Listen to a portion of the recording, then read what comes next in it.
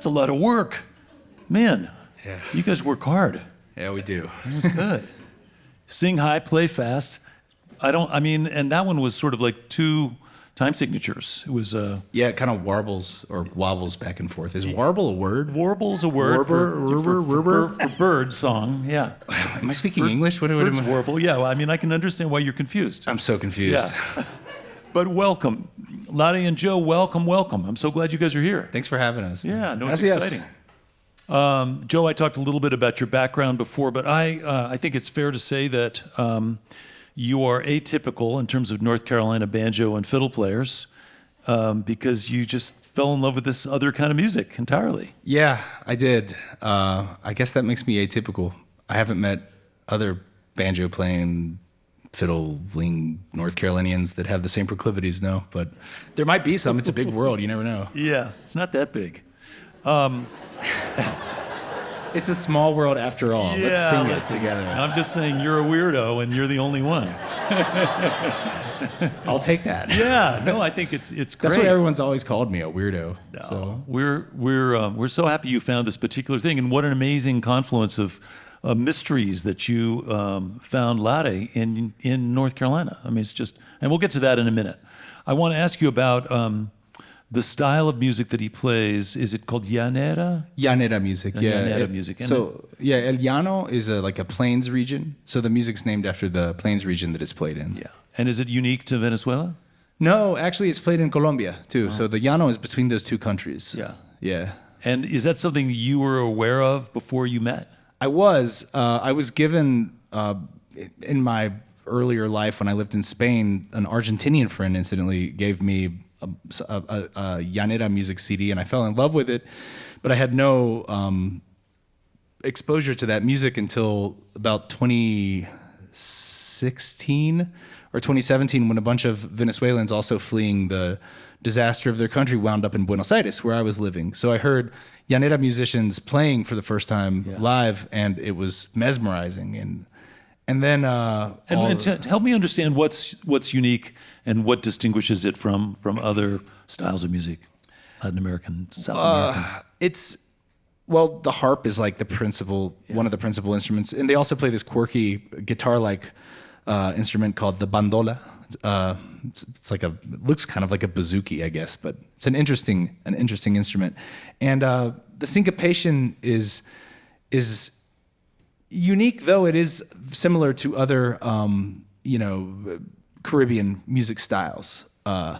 Is it Afro-Caribbean? Yeah, Is it definitely. The syncopations are related to African music. There's also a lot of southerns, like Andalusian and Gitana music from southern Spain influences in the singing style, time signatures. It's a very complicated musical style. Wild. It's wild. It's like a melting pot culture, It's indigenous America with the maracas meets, a harp is a European instrument meets African rhythmic syncopations, and sort of in the same way the Germans brought the accordion to Mexico, and that became Tex-Mex, integral part there. Totally. This whole thing, this collision of cultures, but it's distinctive.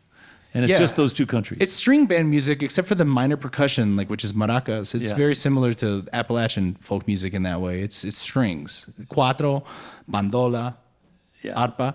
They play violin. Yeah. Hey, in case you just tuned in, you're listening to eTown.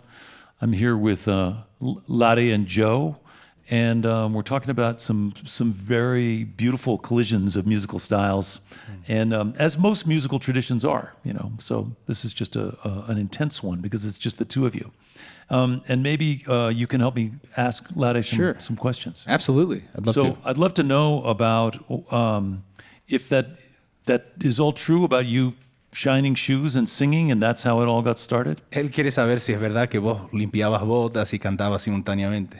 Sí, cuando era niño. Yeah, when I was a kid. Yeah. La gente del pueblo preciso me pedía que limpiara los zapatos, pero tenía que cantar. The townspeople asked me to polish their shoes, but only if I sang. ¿Qué te salía mejor? What was it? Era bueno limpiando zapatos, pero también cantaba bien. Yeah, he was good at shining shoes, but he also sang well. So that helped his business. Yeah, that's good.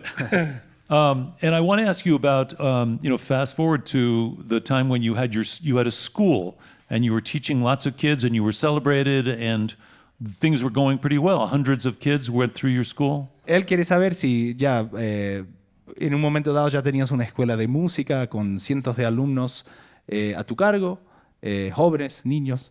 And the question was, what did he... Yeah, you had a school and you were teaching lots of kids and everything was going pretty well. And then todo iba bien, ¿no? Hasta ese momento. Sí, la escuela de música la inicié en el año 2009 Yeah, I started that music school in 2009. y llegamos a tener una cantidad de 460, 470 And alumnos. we had like 460, 470 students. Wow. Pero teníamos algo muy particular que era tener personas de todas las edades. But we Niños- had something very particular, very special, is that we had people of all ages, niños, jóvenes, adultos y jóvenes de la tercera edad. children, adolescents, adults, and born-again children in their older age. Yeah. Era hermoso mirar los adultos compartiendo una clase con los niños, It was beautiful to see adults sharing with children in the classrooms. porque ellos And then the government wanted to take your school away, Y right? después el gobierno quiso sacarte la escuela. sí, ya luego todo se politizó. Yeah, but then everything became political all of a sudden. And so you lost school. Perdiste la escuela, ¿verdad? Sí, la tuve que cerrar en el 2012. Yeah, I had to close it in 2012. And your wife was an English teacher for an oil company, as I understand it. Y tú- And she lost her job as well. Y tu esposa era instructora de inglés para una petrolera, una compañía de petróleo. Sí. Y también perdió su trabajo, ¿verdad? Sí. Yes. And how come if your wife was an English teacher, your English is so terrible? ¿Y por qué tener... teniendo una mujer que es tan buena enseñando inglés, ¿por qué es tan terrible tu inglés? Es que casi nunca pasa que los esposos suelen ser buenos alumnos. Yeah, rarely are husbands good students. Hay exceso de confianza. There's too much confidence. Somos un poco irreverentes. We're a little bit irreverent. Yeah. And let me ask you also, when you came to North Carolina, you were doing construction work with two things. One, I suspect that was very hard on your hands. And two, did you think your music career was finished? Y cuando viniste a Estados Unidos empezaste a trabajar en la construcción y dos cosas. Uno, eso te debe haber costado mucho a las manos. Y segundo, pensaste que tal vez ya terminara tu carrera musical. Literalmente para mí fue como dejar morir al músico It was literally, for me, like letting the musician die. y enfrentar la vida para sacar adelante a mi familia. And take on life in order to get my family ahead. Mis manos no tenían condiciones para eso. My hands were not accustomed to that work. Por eso mismo mis tendones comenzaron a doler, And my a dañarse. tendons, for that reason, started to get hurt and hurt a lot. Y de verdad que llegué a pensar que iba a terminar mi vida como trabajador de construcción. And I thought I would finish out my life as a construction worker. Yeah. And then you met this guy. Y después conociste a este tipo. Después conocí a Joe, que me llamó con una voz de argentino. And then I met Joe, who called me with an Argentinian's voice. Mira, Che, ¿cómo estás? Parentheses, imitating Argentinian voice. ¿Tú eres de dónde? Yo soy de aquí, de Estados Unidos. Where are you from? I'm from here, you're from North Carolina, from the United States. ¿Con ese acento? With that accent? Yes, with this accent. Ok. This is lost in translation. That's right here. cool. No, I get it. I get it. But and when you finally found each other and you started playing music, I mean, you're also coming from different musical traditions. But was it? Did you find that common ground and that musical connection right away? Y cuando por fin se conocieron. You can answer that one. Oh, yeah. So, yeah, when we got together, we both had a natural interest in each other's folk traditions. Though Lari didn't understand that he was in the cradle of Appalachian string band music.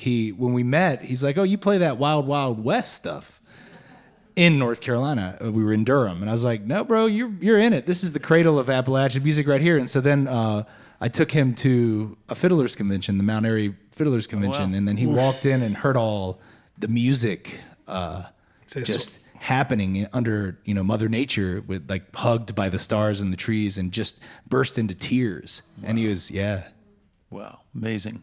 He found his tribe. Yeah, that's so cool. Let me also ask you about when he arrived.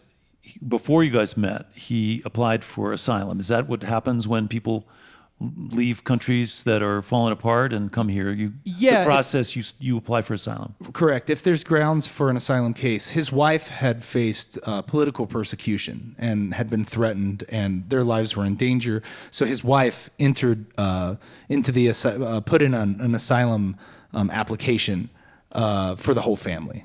And what year was that? Fue el 2017 cuando solicitaron 2017. 2017. And I understand they're waiting still for their first interview in that process. Y aún están esperando yeah, there's a first in, last out policy that was enacted. I don't know when. I think it was during the Obama administration. I'm not sure. I'll beef that up. I'm not a lawyer, but I know that so there's so many people coming into the country. Yeah. They're trying to process the first arrivals or the most recent arrivals so that they can kind of weed through who's actually going to qualify for asylum, deport the rest. And anyway, but that leaves a backlog of people who have been waiting for that interview for many, many years. And that's the unfortunate reality for a lot of asylum seekers. And you talk about this from the stage in your shows, and obviously the border, immigration, foreigners, these are hot button issues. And what happens? What kind of reaction do you get when you're out there? Because you played in the couple of years that you've been together, you've played 400 shows or something like that. Yeah, we have. You've been really busy. Yeah, and we get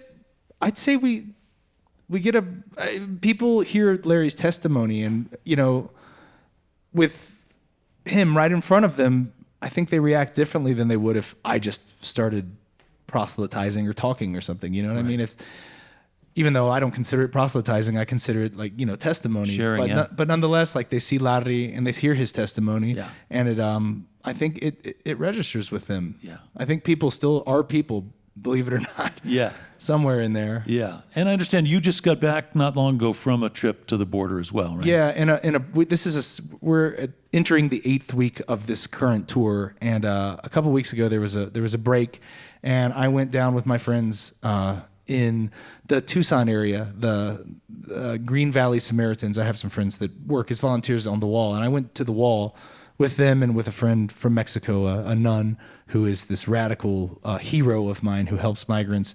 And yeah, it's a lot to take in. There's a lot of these people are crossing a desert. They show up.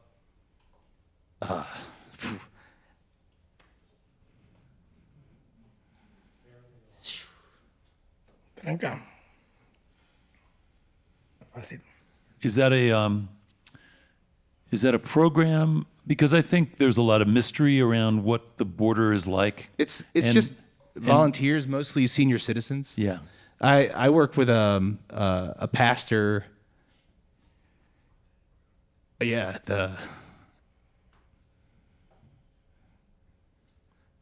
try to gain my composure.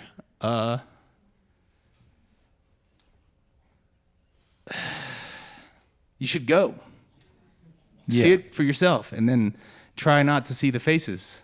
Yeah. So that's something that people can do. We can go to the border and we can see what it's like. And there are agencies or groups or. I would suggest going with. I was fortunate enough to get exposed to all this at a camp that Che Apalache and I worked at called Common Ground on the Hill, and they do a program in southern Arizona called Common Ground on the Border, and it's in January, and they give you a chance to go and see this dystopian reality that people talk about it here, but once you go down there, it'll be different for you.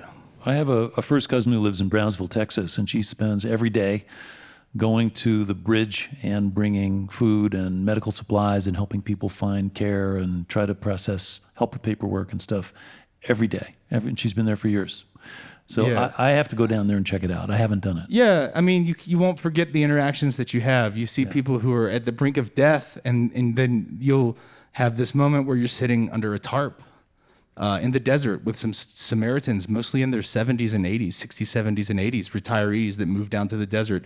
These brilliant people, you know, and then you'll have a conversation with someone under a tarp, and it'll be like they'll just be laughing. You'll be having a human interaction, and then Border Patrol drives in, and then everything just becomes insane again. And it's very, these people go through a lot, and just witnessing that, bearing witness to that, is the best that you can do if that's not your reality. Yeah. I guess. I don't know if it's good or bad, or I don't know. I have no idea. It's clearly changed you, but I know your language skills help because you're fluent in Spanish. Yeah. So, but anyway, I think that, again, as subtle as your message may be, playing music together, it's a powerful and important message to show that we are all people and that we can share cultures, we can learn from each other, and we can make music together. See? It's important. Thank you for doing it. Yeah, man. Let's get back to playing music. Welcome back, if you would, Lari and Joe.